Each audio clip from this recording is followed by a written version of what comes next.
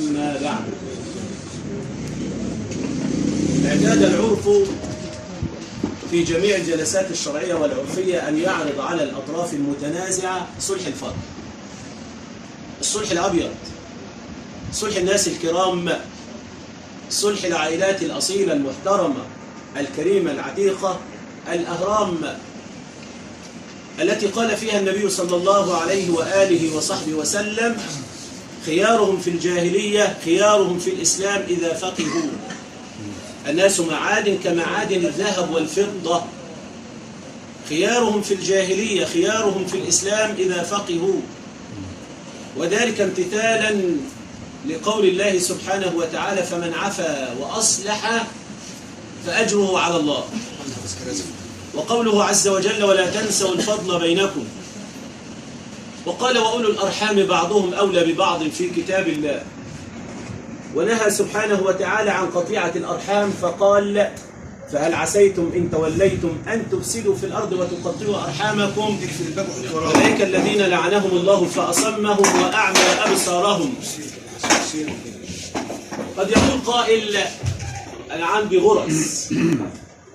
يقول: ضرب النبي صلى الله عليه وآله وصحبه وسلم وهو أفضل أهل الأرض أجمعين، وهو أفضل من جبريل وميكائيل وإسرافيل، بل وهو أفضل من إبراهيم وآدم عليهم السلام. ضرب حتى شج رأسه وأدمي قدميه، ودخلت حدقة المغفر في وجنتين في الجسد الكريم الشريف محمد صلى الله عليه وسلم. يقول: أنا عندي كسر. نقول: ضرب النبي صلى الله عليه وسلم حتى كسرت رباعياته. بس أنت مش عارف إيه اللي حصل. نقول: تكلموا في عرض النبوة، قالوا في زوج النبي صلى الله عليه وسلم ما ليس فيه، وهي الكريمة الشريفة العفيفة الطاهرة المبرأة من فوق 7 سماوات، حبيبتنا وحبيبة نبينا وأم المؤمنين عائشة رضي الله عنها، وزوج النبي وابنة أبي بكر الصديقة بنت الصديق. قالوا فيها ما ليس فيها، عرض، وعفى أبو بكر وعفى النبي. أصل الموضوع جردي وتربص وغيلة، وربما تمثيل واستعراض قوة. أصل الموضوع كبير. نقول: أعلى درجات الجردة جيشوا الجيوش لقتل النبي صلى الله عليه وسلم، ووصل الأمر إلى أن نالوا فقتلوا 70 من أصحابه دماء، بل وهجروه. بالاصطلاح المعاصر رحلوه من بلده. وخرج النبي صلى الله عليه وسلم يبكي فقال الله له: إن الذي فرض عليك القرآن لردك إلى معاد. ولما عاد النبي صلى الله عليه وآله وصحبه وسلم منتصرا في جلسة زي دي بس موسعة، قال لهم: ماذا تظنون أني فاعل بكم؟ العفو عند المقدرة من شيم الكرام. ما زاد الله عبدا بعفو إلا عزا. ما ظنكم وما تظنون أني فاعل بكم؟ قالوا: أخ كريم وابن أخ كريم. قال: اذهبوا فأنتم الطلقاء. ما فيش مانع إن اللي كفته زايدة في الغلط شوية وجار على أخوه يعتذر، والاعتذار لغة النبلاء ولغة الأنبياء ولغة الرسل. وما زال الخلفاء والأمراء والسفراء والوزراء يعتذرون لقومهم ولشعوبهم إذا أخطأوا إليهم. الاعتذار ده لغة عالمية. النبي صلى الله عليه وسلم اعتذر للصحابة من على المنبر مع كمال وتمام النبوة. فاللي حاسس ان كفته زايده في الغلط شويه، الريشه اللي على راسه مش هتسقط، سيجعله كريم امام نفسه وامام الناس وقدام المراد وقدام ربنا سبحانه وتعالى. كل طرف من الاطراف المتنازعين جاي من بيت ظانن انه صاحب حق، ودي العاده. قالكم شريك، طالعين منكم شريك متخيلين انهم اصحاب حق. قال الطيريه، طالعين من الطيريه متخيلين انهم اصحاب حق، بس الحق واحد. وكلا الكفتين فيهم خطأ، كلا الكفتين فيهم خطأ. وقد يكون الخطأ متبادل، ودي اللي المراضي بيقولوا عنه: الدم غطى العين، والكسر غطى الدم، والسببيه شالت النص، والشرف شال الكل. وبعد عمل مقصف الأخطاء يتبين ويتبقى. والكبيرة كانت الصغيرة.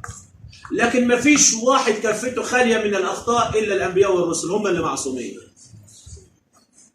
إيه رأيكم يا سادة يا كرام وأنتوا جايين بيت كريم وبيت محترم، بيت العرف، بيت الحج عبد الله حرحش والحج منصور محمد عبد الفتاح حرحش، ومن قبلهم والدهم الكريم يتوارثون الكبارة أبا عن جد بسند متصل.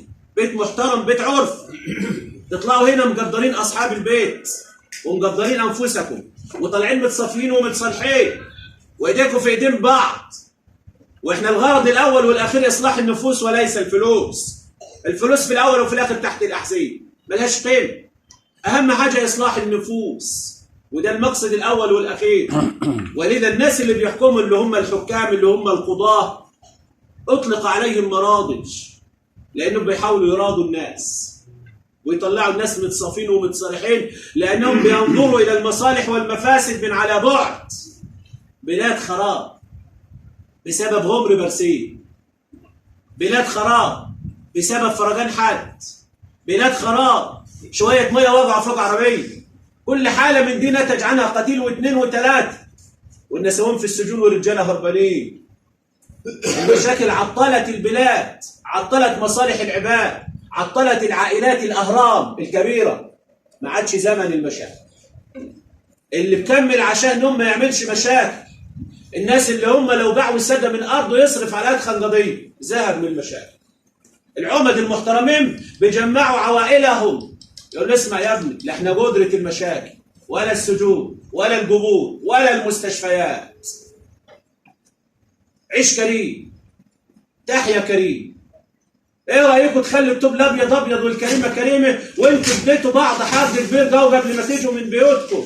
اول حاجه لما وقعتوا ايصالات امانه على بياض للعمده عبد الله حرحش، ده حق وتقدير.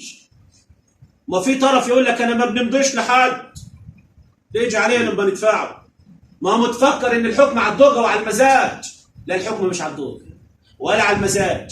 اللي المرضى هيفصلوه انتوا هتلبسوه وهتروحوا بيه وراضيين وملتزمين، لان الرجوله بالجرام مش بالقنطاج، ولا بعلو الصوت ولا بنفخ العروق ولا بتحمير العين.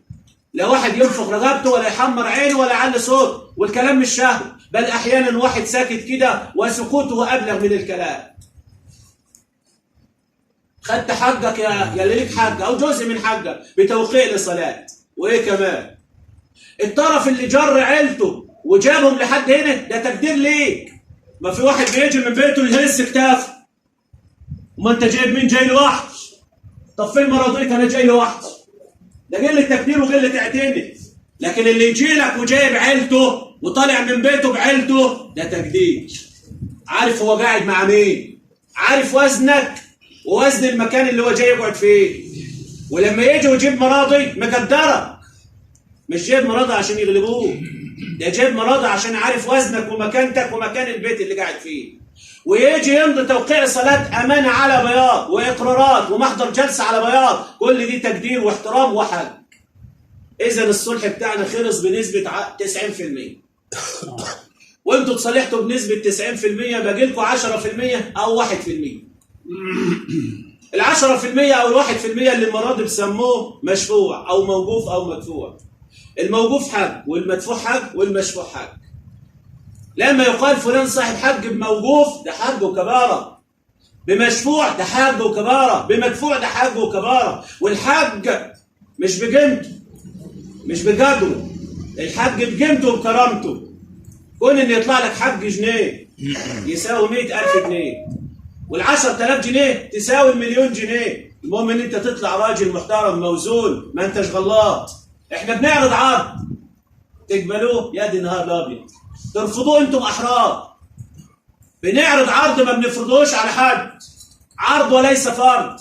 تقبلوه يا دي النهار الابيض، ما تقبلوش هنعدهم ويا دي النهار الابيض برضه. ولكن المحكمه مش ملك القاضي، في اصول ما حدش بيقدر يتخطاها. هو واحد يظن ان هو داعي وواحد يدافع عنه. المراضي اللي حاضرين جميعهم اللي تسموا واللي ما نسموش، اقصد اللي نذكر اسمائهم واللي ما نذكرش اسمائهم. بلاش اللي ما تسموش دي اللي تزعل حد. اللي نذكر اسمائهم واللي ما نذكرش اسمائهم. لا فيهم واحد بنكارج ولا بينشرش ولا بيتغدى ولا بيتعشى، كله طالع معروف توجهه ومعروف خلفيته، طالع من ايه ومين اللي موجهه.